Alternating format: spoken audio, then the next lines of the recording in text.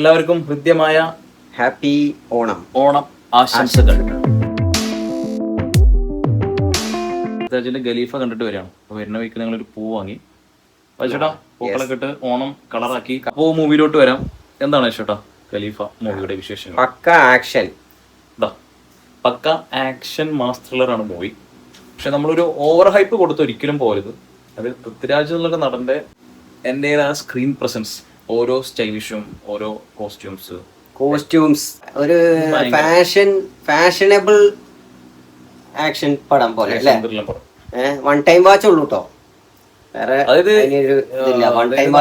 ഒരു over hype സമയത്ത് ഞാൻ പറഞ്ഞ ഓവർ ഹൈപ്പ് കൊടുക്കരുത്.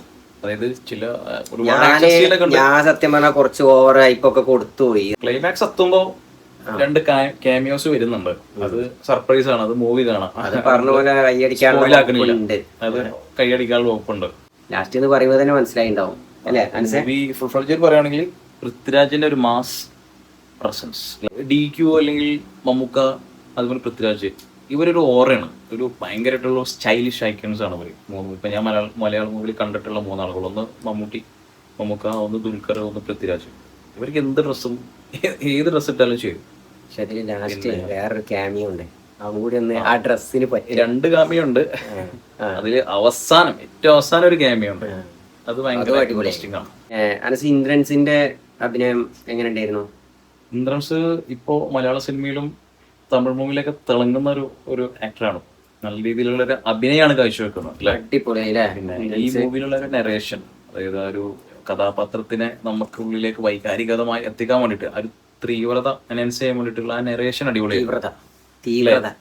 അത് എനിക്ക് നല്ല ഇഷ്ടപ്പെട്ടു. എനിക്ക് വില്ലനെ കുറിച്ച് ഞാൻ ഡീപ്പായിട്ട് നോക്കിയില്ല. ബോളിവുഡ് ആക്ടറാണ്, നല്ല സ്റ്റൈലായിട്ടുണ്ട്. അതായത് വലിയൊരു പ്രതീക്ഷകളോ കാര്യങ്ങളൊന്നും ഇല്ലാതെ തിയേറ്ററിൽ ഒരു സ്റ്റൈലിഷ് മാസ് ആക്ഷൻ ത്രില്ലർ പോയിട്ട് കാണാം. അതായത് വൈശാഖാണ് ഇതിന്റെ ഡയറക്ഷൻ. അപ്പൊ ഒരു മലബാർ സൈഡില് ഒരു കോഴിക്കോട് എന്നുള്ളൊരു ആമിർ എന്നുള്ള കഥാപാത്രം ചെറിയൊരു സാധാരണ രീതിയിൽ എന്തായാലും അടിപൊളിയായിട്ട് അഭിനയിച്ചാണ്. ചെറിയൊരു സ്റ്റെപ്പായിട്ട് തുടങ്ങിയിട്ടുണ്ട്. പിന്നെ ഇങ്ങനെ ഒരു മലബാർ സൈഡ് കഥകളൊക്കെ പറഞ്ഞ് പിന്നെയാണ് ആ ഒരു മൂവിന്റെ ആ ഒരു പ്ലോട്ടിലോട്ട് പോകുന്നത്. അതായത് നമുക്ക് ഗസ് ചെയ്യാൻ പറ്റുന്ന തരത്തിലുള്ള ഒരു തിരക്കഥ അല്ലെ, ഒരു സ്ക്രിപ്റ്റ് തന്നെയാണ്. സ്ക്രിപ്റ്റ് വളരെ നന്നായി എന്നുള്ളത് പറയാൻ പറ്റില്ല. ഗസ് ചെയ്യാൻ മുമ്പും പല മൂവികളിൽ കണ്ടിട്ടുള്ള പല എലമെന്റ്സും ഇതിലേക്കും കൊണ്ടുവന്നിട്ടുണ്ട്, പ്ലേസ് ചെയ്തിട്ടുണ്ട്. പിന്നെ ഇതില് 2 ആൾക്കാര് ഒരു തിരിച്ചുവരവാണ്. ഷമ്മി തിലകൻ അല്ലെ? ഷമ്മി തിലകനും പിന്നെ അവന്റെ പൃഥ്വിരാജിന്റെ അമ്മയായിട്ട് അഭിനയിച്ച മോഹിനി, അവര് പഴയ ആക്ട്രസ് അല്ലേ?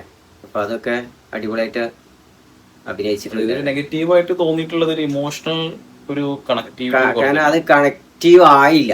കണക്ടിവിറ്റി ആയില്ല. കഥാപാത്രങ്ങളുടെ കുറച്ച് വൈകാരിക പശ്ചാത്തല സൗഹൃദങ്ങളൊക്കെ പൂർണ്ണമായിട്ട് പ്രേക്ഷകരിലേക്ക് എത്താൻ പറ്റിയിട്ടില്ല. അതൊന്നും എത്താൻ പറ്റിയിട്ടില്ല. പിന്നെ കുറച്ച് ലാഗ് ഉണ്ട്. സെക്കൻഡ് ഹാഫ് ആണ് കുറച്ച് ലാഗ്.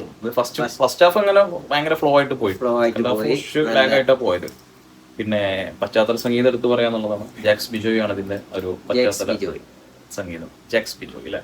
അതിന്റെ ഫാഷൻ, പിന്നെ കോസ്റ്റ്യൂംസ് ഒക്കെ അടിപൊളിയായിട്ടോ. അതില് പൃഥ്വിരാജിന്റെ അടിപൊളിയായി. പിന്നെ അതുപോലെ തന്നെ ആ ഒരു പ്രൊട്ടക്ട് ചെയ്യുന്ന, അതായത് കുറച്ച് റിച്ച് ഫീൽ ഉണ്ടാക്കി. ക്യാൻവാസ് എന്ന് പറയാൻ പറ്റില്ല, എന്നാലും ഒരുപാട് ഒരു വിഷ്വൽ പ്രസന്റേഷൻ ഉണ്ടായിരുന്നു 1-2 രാജ്യങ്ങൾ. പിന്നെ കളർ ഗ്രേഡിംഗ് ഒക്കെ, പടത്തിന്റെ കളർ ഗ്രേഡിംഗ് ഒക്കെ അടിപൊളിയാണ്. അതെ. പിന്നെ ഇത്രയുള്ളൂ എന്തായാലും. പിന്നെ തിയേറ്ററിൽ അത്യാവശ്യം ആളുകൾ ഉണ്ടായിരുന്നു, ഫാമിലീസ് ഉണ്ടായിരുന്നു, കുട്ടികളും സ്ത്രീകളൊക്കെ ഉണ്ടായിരുന്നു. പിന്നെ ഫൈറ്റ് സീൻ ആണെങ്കിലൊക്കെ ഒരു അടിപൊളിയായിരുന്നു. കുറച്ചും കൂടി ടെക്നിക്കലി ഒന്നുകൂടി എൻഹാൻസ് ആയിരുന്നു അല്ലെ? ആളുകളെ ആക്ഷൻസ് ഒന്നും കൂടി ഒന്ന് സെറ്റ് ആക്കായിരുന്നു. പിന്നെ വില്ലന്റെ ഭാഗത്താണെങ്കിലുള്ള ആളുകളാണെങ്കിലും അത് അവരോട് അടിപൊളിയായിട്ട് ആക്ട് ചെയ്തിട്ടുണ്ട്. പിന്നെ ഓവറോൾ ഇത്രേ ഉള്ളൂ. ഇഷ്ടപ്പെടുന്ന ആളുകള് ഈ പടം ഇഷ്ടപ്പെടും. എല്ലാരും ഒന്ന് പോയി കണ്ടോളി. അപ്പൊ എനിവേ എല്ലാവർക്കും വൺസ് അഗൈൻ ഹാപ്പി ഓണം.